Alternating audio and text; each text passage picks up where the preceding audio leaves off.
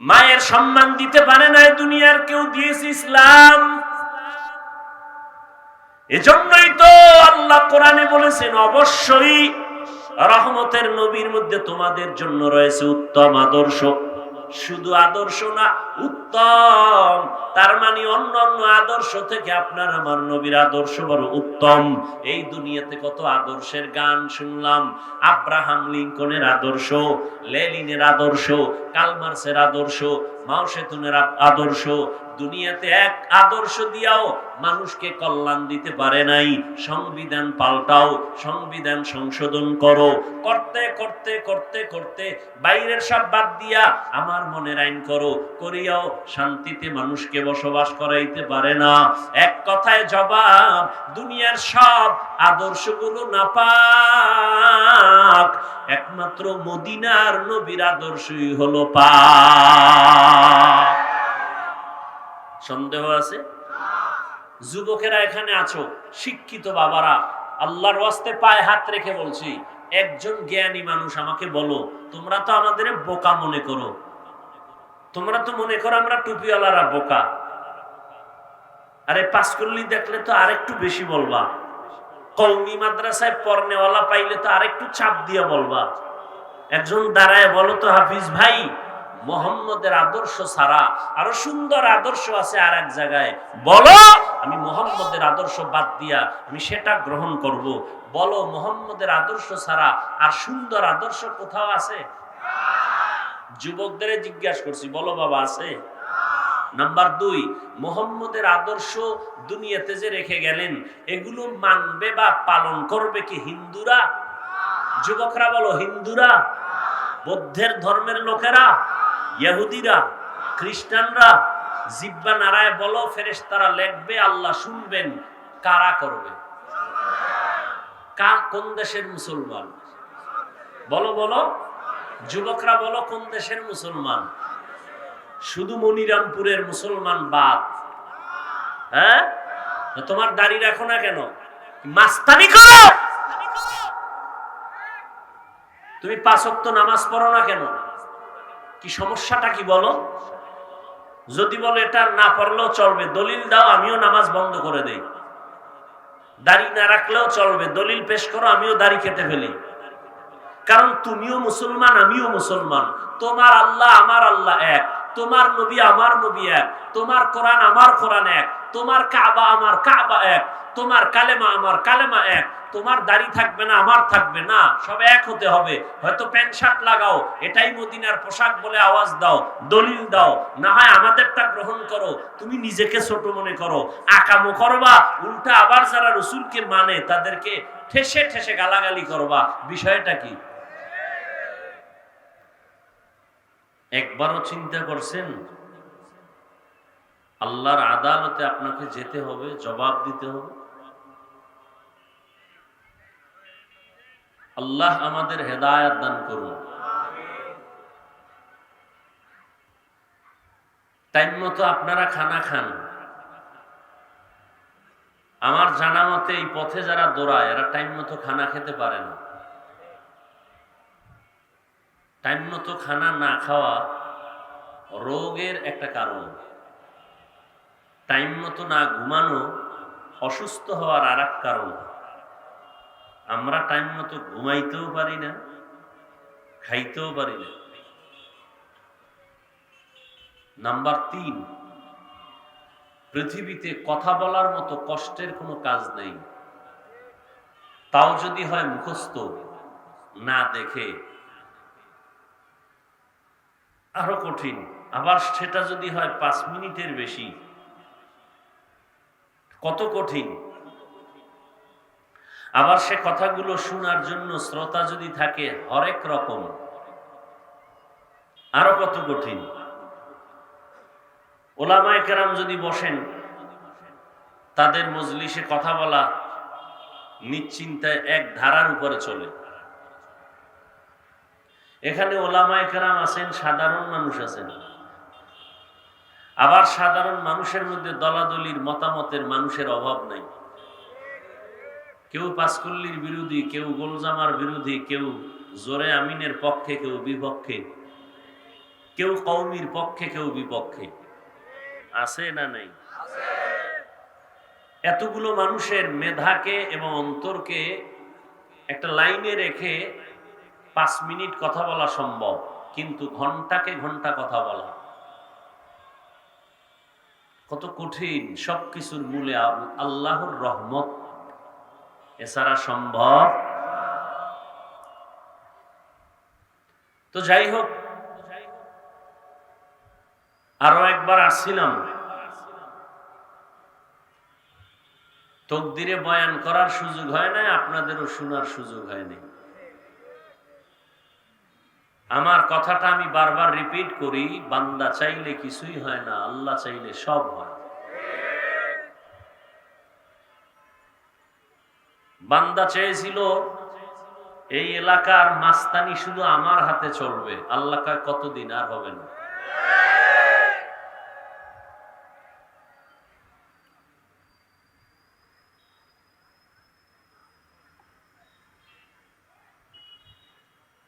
আল্লাহ চেয়েছেন এখানে আজ বয়ান হবে, আপনারা আসবেন। গতকাল পরশুদিন বৃষ্টি, সারা দেশ জুড়ে প্রতিকূল আবহাওয়া, এর মধ্যেও যে আল্লাহ সুযোগ দিয়েছেন, এটা বড় নিয়ামত না? শুকর আদায় করা উচিত না? শুধু কি আলহামদুলিল্লাহ বলবেন এতই যথেষ্ট? এরপরে বাইরে গিয়ে বিড়ি টানবেন?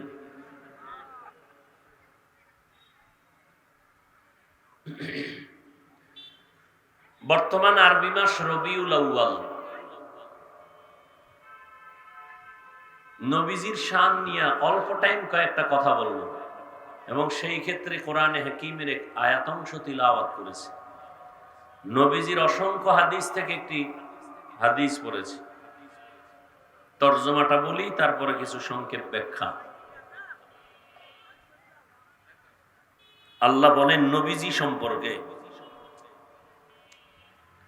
লাকাদ কানা লাকুম ফি রাসূলিল্লাহি উসওয়াতুন হাসানাহ, অবশ্যই হে নবী আপনি বলে দেন মুমিনকে এবং মুনাফিক দুই দলকে বলে দেন। মুমিনেরা, আল্লাহ বলতেছেন অবশ্যই তোমাদের জন্য রহমতের নবী রসূলের মধ্যে রয়েছে উত্তম আদর্শ, গ্রহণ করে নাও। মুমিনদেরকে, মুনাফিক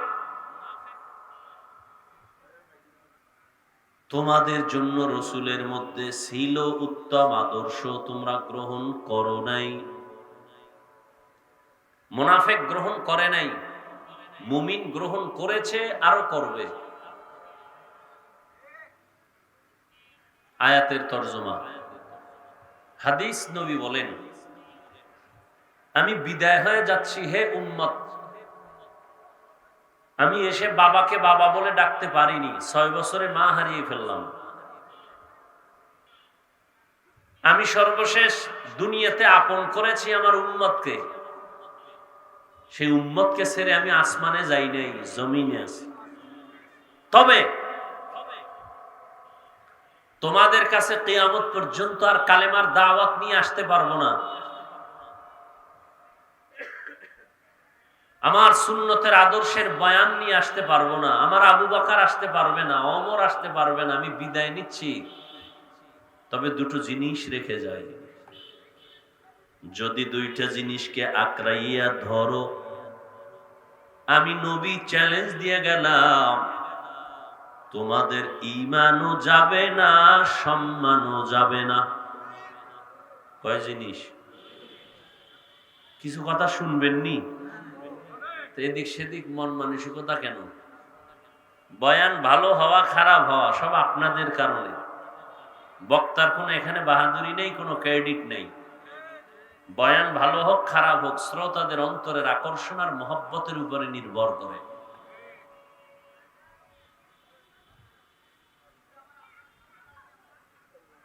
নবী বলেন দুই জিনিস রেখে গেলাম, আঁকড়াইয়া ধরো, যদি ধরে রাখতে পারো ঈমানও যাবে না, সম্মানও যাবে না।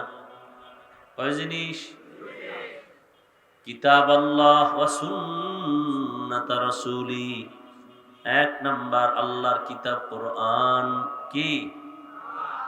দ্বিতীয়টা হলো সুন্নতে রাসূল, নবীর আদর্শ সুন্নত। বলেন কয় জিনিস? প্রথম বলেন সবাই, দ্বিতীয় সুন্নত। এই দুইটা জিনিস যদি আঁকড়াইয়া ধরো, রহমতের নবী চ্যালেঞ্জ দিয়ে গেছেন, তোমাদের ঈমানও কখনো নষ্ট হবে না, তোমাদের সম্মানও যাবে না।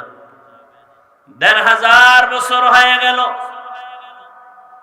রহমতের নবী দুনিয়ায় নাই। ১৫০০ বছর পরে আজ এই ময়দানের ভেতরে কাউকে টাকা দিয়াও লোক দেখানো হয় নাই, কাউকে জোর করে আনাও হয় নাই। জোর করে আনা হয়েছে টাকার লোভে?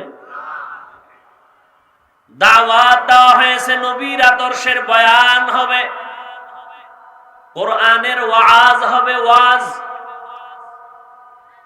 আপনাদের সকলের দাওয়াত। এখানে সব মানুষ আল্লাহর মহব্বতে, নবীর মহব্বতে আসছেন। বর্তমান দুনিয়াতে সব বিধর্মীরা এক হয়ে গেছে কোরআনের বিরুদ্ধে, নবীর আদর্শের বিরুদ্ধে, ইসলামের বিরুদ্ধে। শুধু বিধর্মীরা না, সমস্ত বিধর্মীরা চায় জমিনে কোরআনের আলো বন্ধ হয়ে যাক, মাদ্রাসা বন্ধ হয়ে যাক, ওয়াজ মাহফিল বন্ধ হয়ে যাক। এর সাথে আবার একদল ভেতরে ভেতরে মুনাফিক মুসলমান নামদারিরাও অপচেষ্টা চালায়, ষড়যন্ত্র করে। এরপরেও তাকে দেখিন, যাদের কাছে আল্লাহর কোরআন আছে, নবীর আদর্শ আছে, এদের সম্মান এখনো কমে নাই।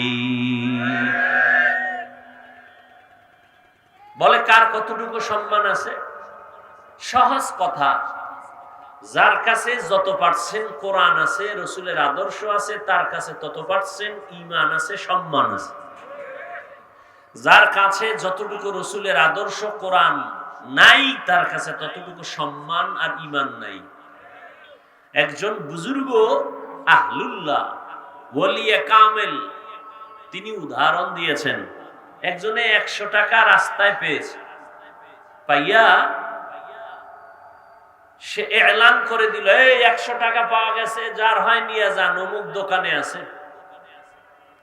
২০০ টাকা যখন পাইছে তখন আর এলান করে না, পকেটে ঢুকাইছে। আল্লাহর ওলি বলেন তার ঈমানের মূল্য ১০০ টাকা। আর একজনে ৩০০ টাকা পাইয়াও ঘোষণা দিছে, নেও কার টাকা, ৫০০ পাইছে, পকেটে ঢুকায় দিছে। এখন আর কাউকে এলান করে না, তার ঈমানের দাম হলো ৩০০। ঈমানের পাওয়ার বাড়ে আর কমে, গুনাহ করলে কমে, নেক আমল করলে বাড়ে। নেক আমলের মধ্যে উত্তম আমল, ফরজ ইবাদতের পরে সবথেকে বেশি প্রিয় আল্লাহর কাছে আমল হলো দুইটা, নফল নামাজ আর কোরআনের তেলাওয়াত। এজন্য নবীজি বেশি বেশি তেলাওয়াত করতেন। সাহাবায়ে কেরাম ৩ দিন, কয়দিন?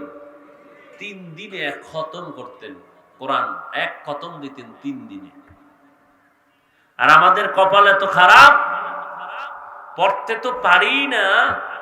ঘরের ভেতরে কোরআন আছে, বছর বছর হয়ে গেল, কপাল পরা মুসলমান একটা দিন খুলিয়াও দেখলো না ভেতরটা কেমন। আর এখন সন্তানকে পড়াবে সেই সুযোগ তো নাই। সকালবেলা মক্তবে যাওয়ার যে সুযোগ ছিল এখন নাই, এখন ভিন্ন শিক্ষা প্রতিষ্ঠানে দৌড়ায়। ডাক্তার হও, ইঞ্জিনিয়ার হও, প্রফেসর হও, সব হও, কোরআন আগে ঠিক রেখে এরপরে যাও, বাধা নাই।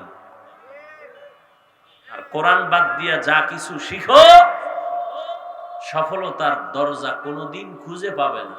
খাসারাত দুনিয়া ওয়াল আখিরাত, দুনিয়াও বরবাদ, আখিরাতও বরবাদ। তো নবীজি বলেন দুটো জিনিস রেখে গেলাম আঁকড়াইয়া ধরো, ঈমানও যাবে না, সম্মানও। বলেন তো মনে আসেনি? প্রথমটা কি? দ্বিতীয়টা কি? রাসূলের সুন্নাহ। নবীজির সুন্নাত আদর্শ উম্মতের জন্য চতুর্মুখী সফলতার পূর্বাভাস, মানুষের জীবন শান্তির জন্য গ্যারান্টি রাসূলের আদর্শ। এজন্য আল্লাহ পাক আদমের পরে আরেক নবী পাঠাইছেন, আরেক নবীর পরে আরেক নবী পাঠাইছেন, রহমতের নবীর পরে আরেকজনও পাঠান নাই। ঈসা নবী যতদিন ছিলেন তার নবুয়তের দায়িত্ব উম্মতের কাছে পৌঁছাইতেন। তিনি চলে গেছেন, তার দায়িত্ব শেষ। এখন তার ধর্ম, তার আদর্শ বাকি উম্মত পালন করবে না। নতুন নবী আসছেন, নতুন নবী নতুন শরীয়ত দিবেন, নতুন বিধান দিবেন, নতুন নিয়ম দিবেন, উম্মত তা মানবে। নূহ নবী চলে গেছেন, আরেকজন নবী আসছেন, এবার তার শরীয়ত চলবে। ইউসুফ নবী আসছেন, ইউসুফ নবীর শরীয়ত চলবে। ইয়াকুব নবী ছিলেন, ইয়াকুব নবীর শরীয়ত চলবে। কিন্তু আপনার আমার নবী চলে গেছেন, নবীর আদর্শ শরীয়ত বিধান বাদ হয় নাই, কিয়ামত পর্যন্ত চলবে। কেউ ভিন্নটা গ্রহণ করার কোনো সুযোগ নেই। আর সেই নবীর উম্মত হয়েছি আমরা। নবী বলেন কিয়ামতের দিন কেউ কাউকে আপন বলে পরিচয় দিতে চাইবে না। সেই দিন আমি গর্ব করে আমার উম্মত নিয়ে সবার আগে জান্নাতে যাব। قال النبي صلى الله عليه وآله وسلم إن الجنة حرمت على الأنبياء حتى أدخلها وحرمت على الأمم حتى تدخلها أمتي। পয়গম্বর বলেন কিয়ামতের ময়দানে আমি রহমতের নবী জান্নাতে ঢোকার আগে ভিন্ন কোন নবীর জান্নাতে প্রবেশ করা হারাম। আমার উম্মতেরা জান্নাতে প্রবেশ করার পূর্বে ভিন্ন নবীর উম্মত জান্নাতে প্রবেশ করা হারাম। আমার নবী সবার আগে জান্নাতে ঢুকবেন, আর উম্মতের মধ্যে সবার আগে আখিরি নবীর উম্মত আমরা ঢুকবো ইনশাআল্লাহ। ঢোকার আশা আছে তো? বেশি বেশি বিড়ি টানবেন, মানুষের সম্পদ চুরি করবেন, মানুষের উপরে জুলুম করবেন, অত্যাচার করবেন, হিংসা করবেন, তাই তো চলছে। প্রতিযোগিতা চলছে, কে কার থেকে বেশি অপরাধ করতে পারে, কে কার থেকে বেশি মানুষকে বেইজ্জতি করতে পারে, মানুষের উপরে জুলুম করতে পারে, ক্ষতি করতে পারে। প্রতিযোগিতা চলছে গুনাহ করা। আল্লাহ কোরআনে বললেন লাকাদ কানা লাকুম ফি রাসূলিল্লাহি উসওয়াতুন হাসানাহ, তোমাদের জন্য রহমতের নবীর মধ্যে রয়েছে উত্তম আদর্শ। কেমন উত্তম? এ জমিনের মধ্যে এমন এক নবী আল্লাহ পাঠাইছেন, এমন রহমতের নবী আমার, যেই নবীর আদর্শ এতটাই উত্তম, নবী দুনিয়াতে আসার আগে থেকে তার গুণগান প্রচার চলতেছে ময়দানে। রহমতের নবী এখনো আসেন নাই, রহমতের নবীর আগমন আর প্রশংসার আওয়াজ মুসলমানরা, নবীরা উম্মতকে শুনাইতেছেন। এমনকি বিধর্মীদের জবানেও প্রশংসা চলতেছে। এমন একজন নবী আসবেন, উত্তম নবী, বিধর্মীরা পর্যন্ত তার গুণগান গায়। আমি মরিয়া গেল তাকে তোমরা ধরে রাখবা, তার কাছে বায়াত হইবা, জীবনের চাকা ঘুরে যাবে, সফলতা চলে আসবে। কেমন সফলতা? মুহাম্মদের আদর্শ গলার মালা যদি বানাইতে পারো, দুনিয়ায় সফলতার সুসংবাদ পেয়ে যাইবা। ঠিকই নবীজির আদর্শের মালা যারা গলায় লাগাইছে, আল্লাহ জান্নাতের সুসংবাদ তাদের মরার আগে দিয়ে দিছে। কেমন মায়ার নবী আমার, রহমতের নবী, উত্তম আদর্শ নিয়ে আসলেন। 63 বছর হায়াত শেষ করে নবী আবার বিদায়। কিয়ামত পর্যন্ত নবীর আদর্শ বলবৎ, নতুন কারো আদর্শ গ্রহণ করার প্রয়োজন হবে না। কারণ জমিনে তোমার জীবনে এমন কোন কথা নাই, কাজ নাই যেখানে মুহাম্মদের দিক নির্দেশনা নাই, আদর্শ নাই। সব হাদিসে আছে, কোরআনে আল্লাহ ইশারা ইঙ্গিতে বয়ান করেছেন। তোমার এমন কোন জীবনে অভাব পড়বে না যে পরামর্শের জন্য নতুন কোন সংবিধানের পেছনে যেতে হবে, নতুন কোন নেতার পেছনে যেতে হবে, নতুন কোন নেত্রীর কথা মানতে হবে না। সবকিছু কমপ্লিট আল্লাহ কোরআন প্লাস রাসূলের হাদিসের দ্বারা সবকিছুর সমাধান একটা স্ট্রাকচার তৈরি করে আল্লাহ পাক নবীর মাধ্যমে দিয়ে গেছেন। কিয়ামত পর্যন্ত কারো থেকে ধার করা লাগবে না। লাগবে? তবে একদিক দিয়ে একটু দুর্বলতা আছে মনে হয় কোরআন শরীফের মধ্যে। নাই না? অনেকে বলে ইসলামে আর কোরআনে রাজনীতি নাই, রাষ্ট্রনীতি নাই। তাহলে এই দিক দিয়ে একটু ইসলাম বা কোরআন শরীফটা দুর্বল। তো কেন আপনারা চায়ের দোকানে বসে বলেন ইসলামে রাজনীতি নাই? রাজনীতি করেন না ভিন্ন কথা, রাজনীতি নাই বেঈমান হওয়ার কথা। ইউসুফ নবী রাষ্ট্র পরিচালনা করেন নাই, কথা বলেন না কেন? সুলাইমান নবী পৃথিবী পরিচালনা করেন নাই? বাদশা যুলকারনাইন পৃথিবী শাসন করেছেন, করেন নাই? আমার নবী মদিনার রাষ্ট্রপতি ছিলেন না? আবু বকর রাষ্ট্র পরিচালনা করেন নাই? ওমরে ফারুক রাষ্ট্র পরিচালনা করেন নাই? সত্য কথা স্বীকার করেন, মানেন আর না মানেন, করেন নাই? কেন বলেন রাজনীতি নাই? হ্যাঁ, আপনি যেই ধান্দাবাজ আর পচা নীতি করেন এটা কোরআনে নাই, এটা ইসলামে নেই। আছে? ভয় পাইতেছেন না? ভয় পাইতেছেন?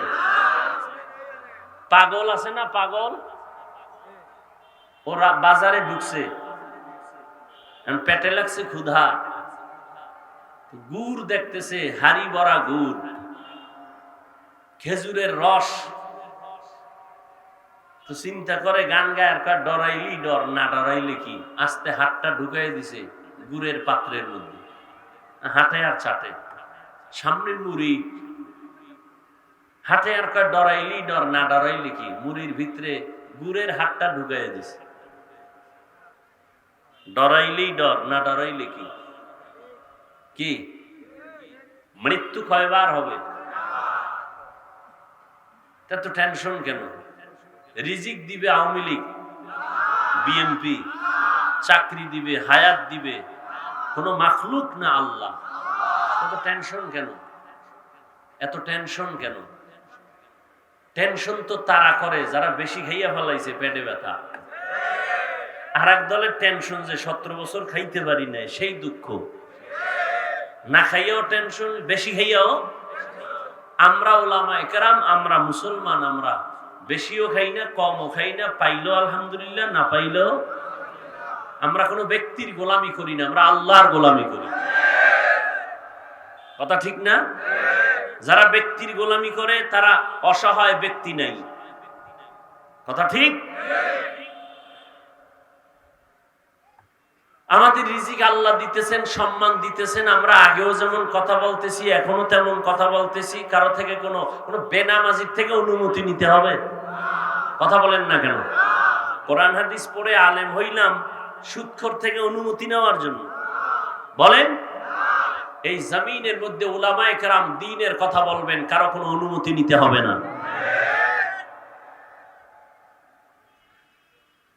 আল্লাহ বুঝার তৌফিক দান করেন।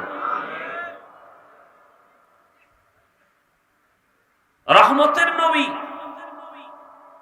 এমন এক আদর্শ দিলেন, কারো থেকে কিছু দাঁড় করা লাগবে, কমপ্লিট সবকিছু দেওয়া আছে। কোরআন শরীফে আছে ডাইরেক্ট অথবা ইশারায়, বিস্তারিত আছে হাদিস শরীফের মধ্যে।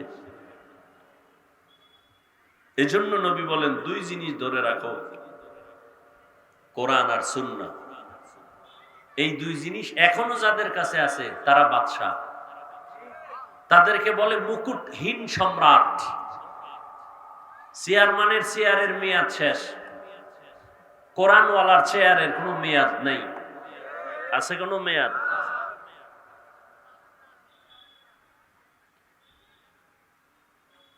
সব নবী চলে গেলেন, আমার নবী আসবেন, মাঝখানে কোনো নবী নাই। মানুষগুলো এখন বিপাকে পড়ে গেছে। বিপাকে পড়তে পড়তে এখন নফসের গোলামি শুরু করছে, করতে করতে করতে করতে চরিত্র কি জিনিস ভালো মন্দ যাচাই করার আর কষ্টি পাথর রইল না, সব দুশ্চরিত্র হয়ে গেল। মক্কার মধ্যে মুরব্বী নাই, নবী নাই, কেউ তাদের এখন বুঝায় না, দাওয়াত দেয় না।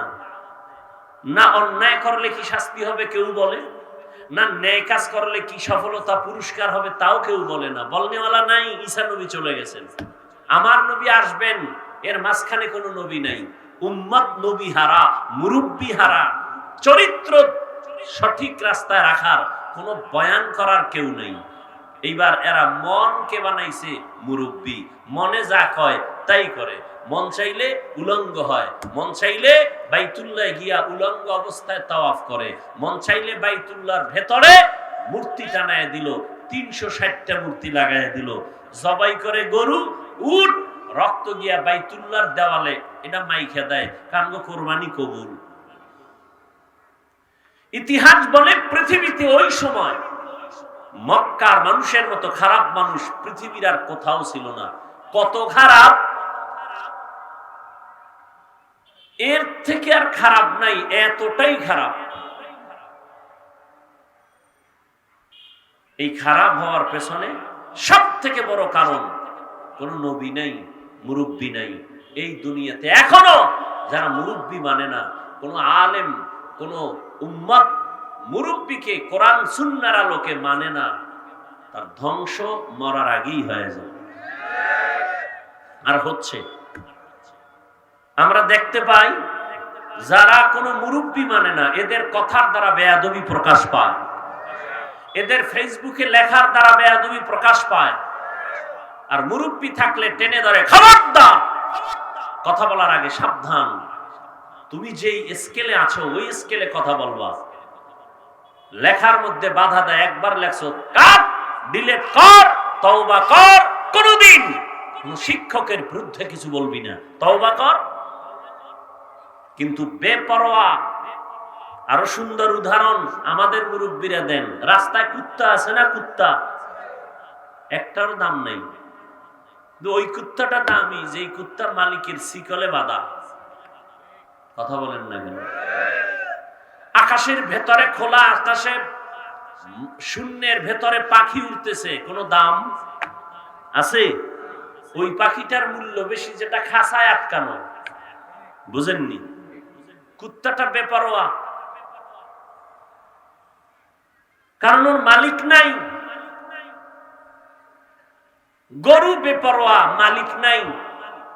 আর যেই গরুটার গলায় রশি লাগায় মালিক ধরে রাখছে, ওই গরুটা অন্যের ফসল খাওয়ার আগে মালিক টান মারে, বেতের বাড়ি দেয়। ঠিক নেই? সহজ কথা। এ জমিনে যারা মনে করে আমি স্বাধীন, সে বেয়াদব। যে মনে করে আমি বেপরোয়া, বেপরোয়ার আর এক নাম বেয়াদব। তার চলাফেরায় কোনো আদব নাই, কথার ভেতরে কোনো ব্যালেন্স নাই, তার লেখনির মধ্যে কোনো আদব নাই। ওজন তার শরীরের, তার মেধার ওজন মাত্র 1 কেজি, কথা বলে 10 কেজি। যেটা তার শরীর ভার নিতে পারে না, মানুষ পছন্দ করে না।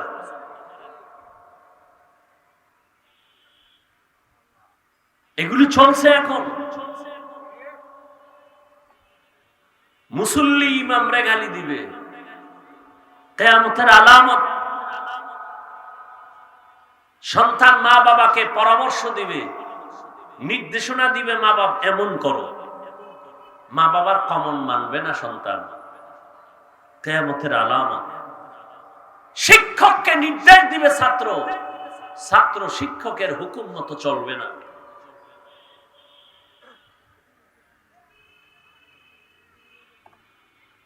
রহমতের নবীর অবস্থা দুনিয়াতে আসার আগে মক্কার অবস্থা আরো খারাপ। আল্লাহ পাক সেই চূড়ান্ত খারাপ জায়গায়, খারাপ মানুষের মাঝে ফুটন্ত গোলাপ আল্লাহ পাঠায় দিলেন। নবীজি আসছেন, আসা মাত্র জমিনের মধ্যে পরিবর্তন শুরু। 1000 বছরের অগ্নি প্রজ্বলিত আগুন নিভে গেল অটোমেটিক। নবী আসা মাত্রই পরিবর্তন শুরু হয়ে গেল। লাকাদ কানা লাকুম ফি রাসূলিল্লাহি উসওয়াতুন হাসানাহ। রহমতের নবী আসলেন, মক্কার জমিনে পরিবর্তন শুরু হয়ে গেল। যেই মানুষগুলো নারীদের পছন্দ করে না, আল্লাহ আমার নবীর বয়স মাত্র 25। কত? নবী কি আমাদের মতো? বলেন না কেন ভাই? সাধারণ না আলাদা? কঠিন আলাদা। তার দেহ, দৈহিক গঠন আলাদা, রুহানি পাওয়ার আলাদা। সেই নবীর যৌবন সাধারণ মানুষের মতো? নবী হিসেবে যৌবন তো আরো, আবার সময়টা মাত্র 25 বছর, তা আরো বেশি এক্সট্রা। নবীকে আল্লাহ আলাদা কিছু দিছেন, শক্তি। শত মানুষের, কেউ বলেন হাজার হাজার হাজার মানুষের শক্তি নবী একার মধ্যে। বয়সটা কত? এই সময় তার যৌবনের হালাত কেমন? ঠিক সেই সময় রহমতের নবীর জন্য বিবাহের প্রস্তাব আসছে। 2 স্বামী বিদায়ের পরে এক মহিলা খাদিজা রাদিয়াল্লাহু আনহা, বিধবা নারী, বয়স হলো 40 বছর। আম্মা জান খাদিজা রাদিয়াল্লাহু তাআলা আনহার বয়স 40 বছর, নবীর বয়স মাত্র 25। আম্মা জানের 2 জন স্বামী বিদায় হয়ে গেছে, সন্তান আছে 2 থেকে 3টা। ওদিকে নবীর কোনো বিবাহ হয় নাই, মাত্র 25 বছর। রহমতের নবী আম্মা জান খাদিজা রাদিয়াল্লাহু তাআলা আনহাকে বিবাহের সিঁড়িতে নিয়ে আসলেন। ইতিহাস আপনারা জানেন। সারা আরবের ভেতরে বিধবা নারীকে কেউ পছন্দ করে না।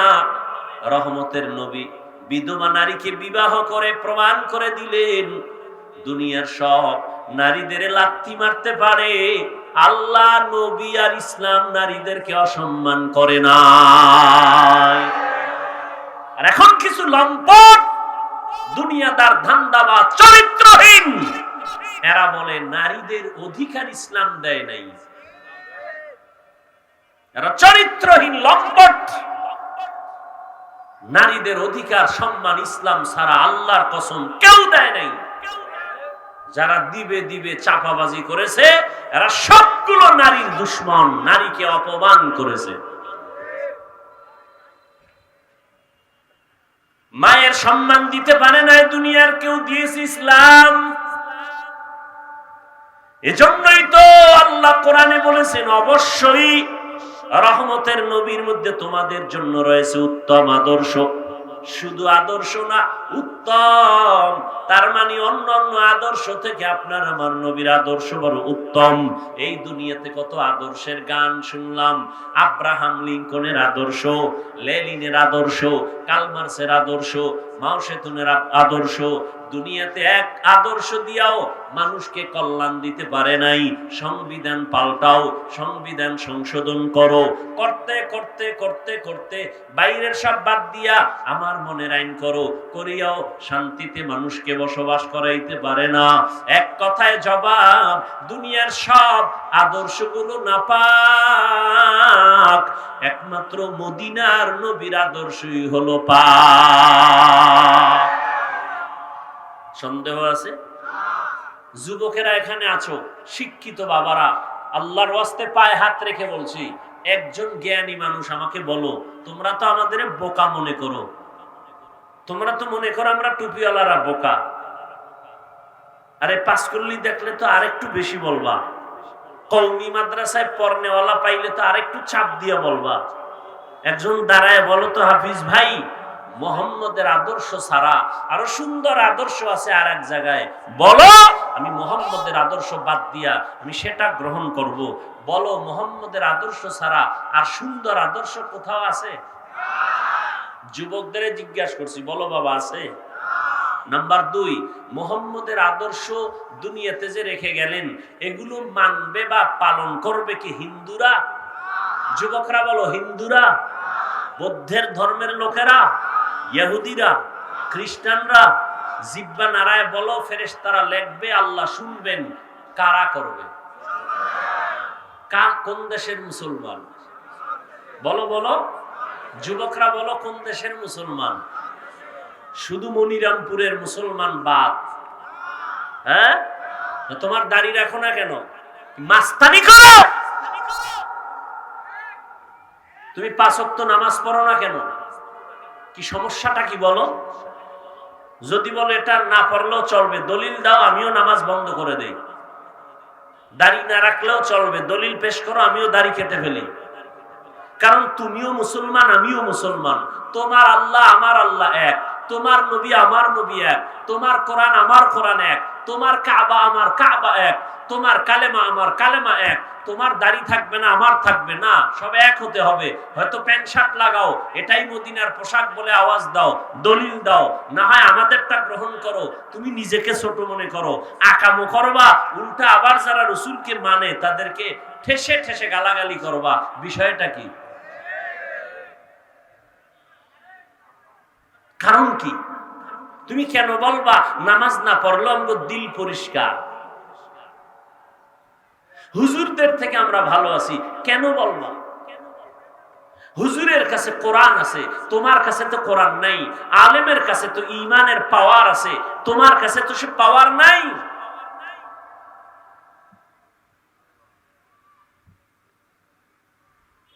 নবীর আদর্শ মানবে মুসলমান। এবার অনেকে চিন্তা করেছো, হুজুরেরা যতটা সহজে মানতে পারে আমরা কি এটা পারিনি? এবার আমি যুবকদেরকে বলছি, বাবা একটু ভালো করে নজর করো।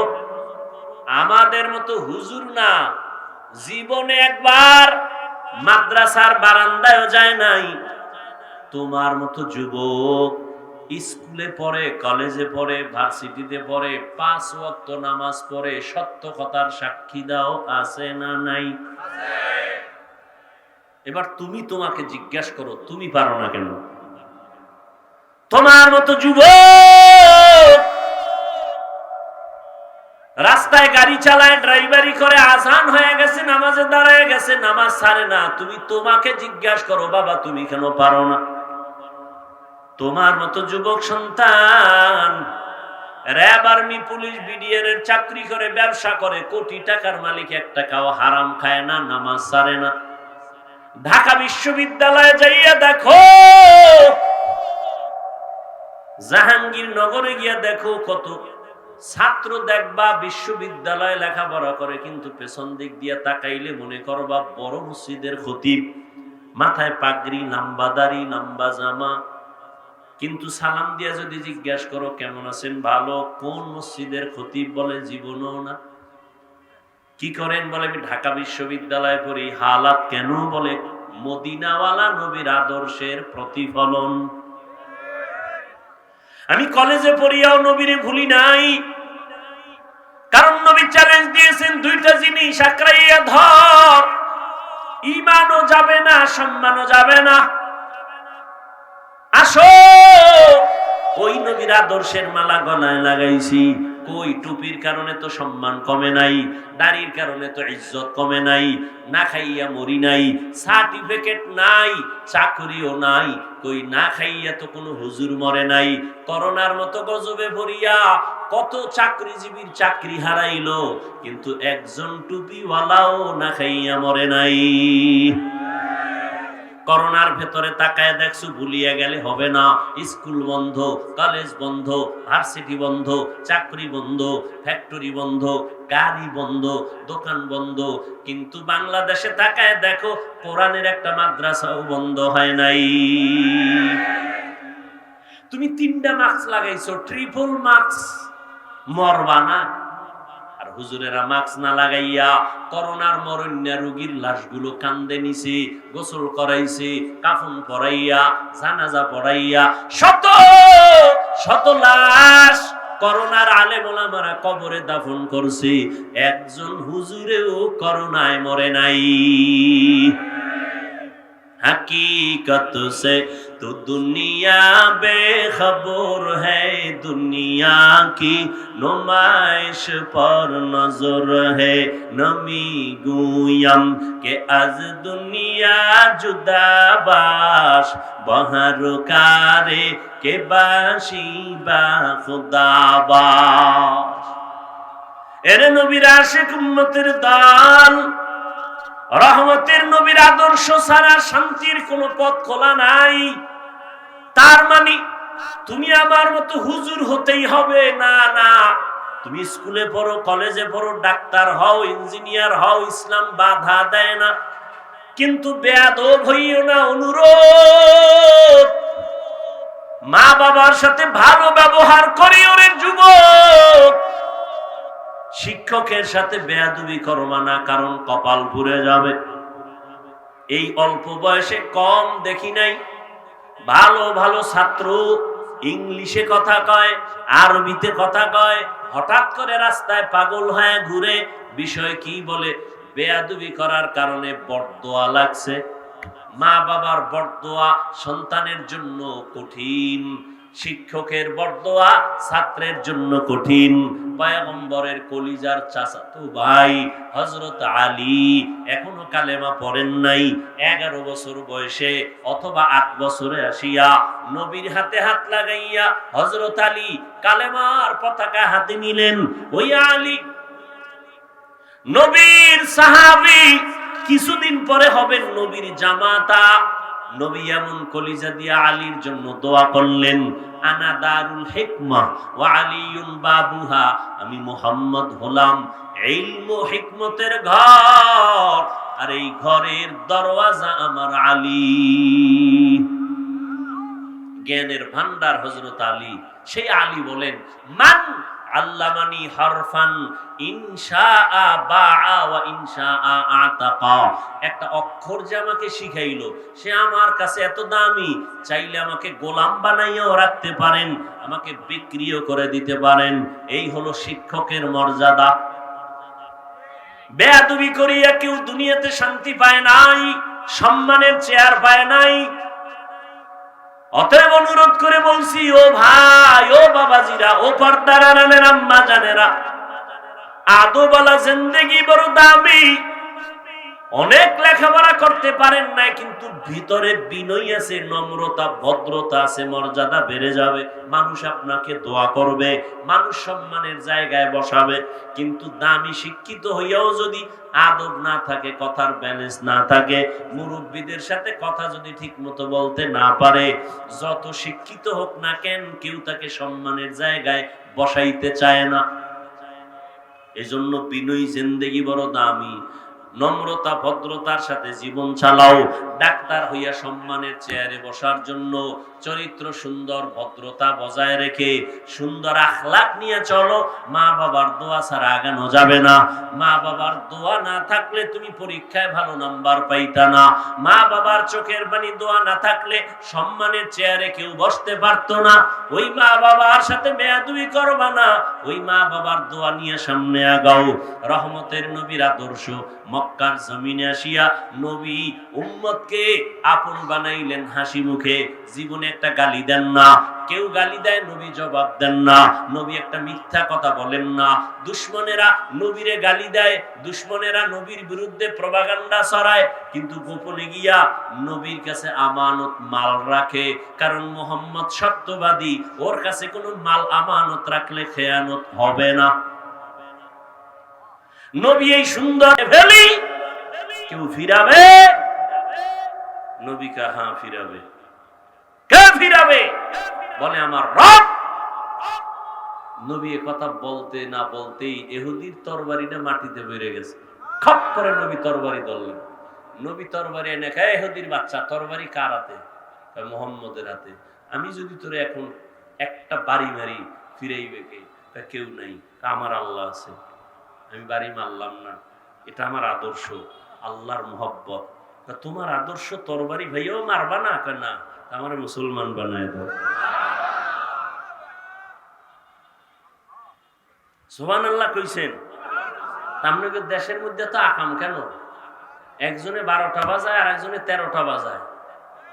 কি মদিনার আদর্শ কই আর আপনারটা কোথায়? হ্যাঁ, এত জুলুম কেন? দোকান বন্ধ করেন কেন? বাড়ি ঘরে আগুন জ্বলে কেন? অমুকের সন্তান গুম খুন হয় কেন? হারিয়ে যায় কেন? কি এগুলো? কথাটা লিখে রাখবেন, মোবাইলে না আর মুখে না, লিখে রাখবেন ভালো করে। জুলুমের বিচার হবে মরার আগে, রাসূলের হাদিস লিখে রাখবেন। আপনি খালি আওয়ামী লীগের দিকে আঙ্গুল দেন কেন? আপনার জুলুমের বিচারটাও মরার আগে হবে। মা বাবার সাথে করছেন, মরার আগে বিচার লিখে রাখেন। শিক্ষকের সাথে করছেন, মরার আগে বিচার হবে। প্রতিবেশীর সাথে করছেন, মরার আগে বিচার হবে, রাসূলের হাদিস। সন্তানের সাথে বাবা হইয়া জুলুম করছেন, মৃত্যুর আগে বিচার হবে। শিক্ষক হয়ে ছাত্রের উপরে জুলুম করেছেন, মৃত্যুর আগে বিচার হবে। ভাই হয়ে ভাইয়ের উপরে জুলুম করেছেন, মৃত্যুর আগেই বিচার হবে।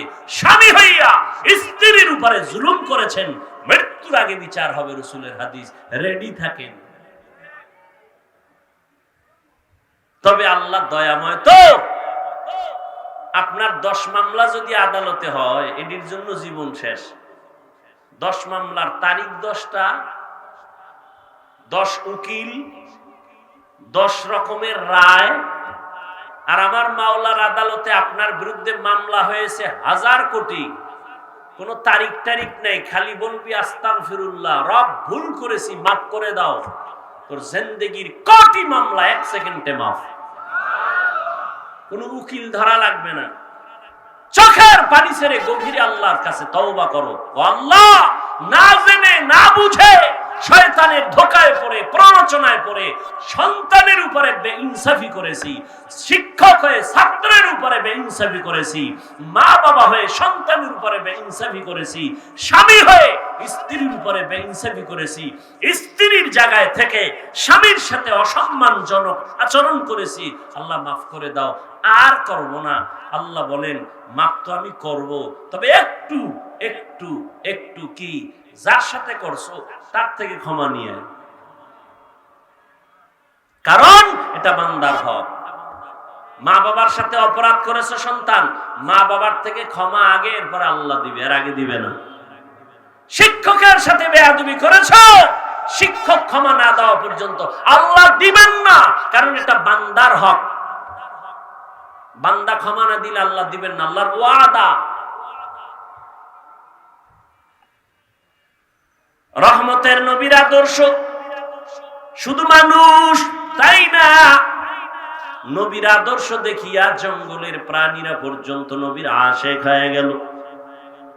ও নবীর উম্মতের দল, নবীর আদর্শ মানতে গেলে আমাদের চাকরিও যাবে না, ব্যবসাও যাবে না, লেখাপড়াও বন্ধ হবে না।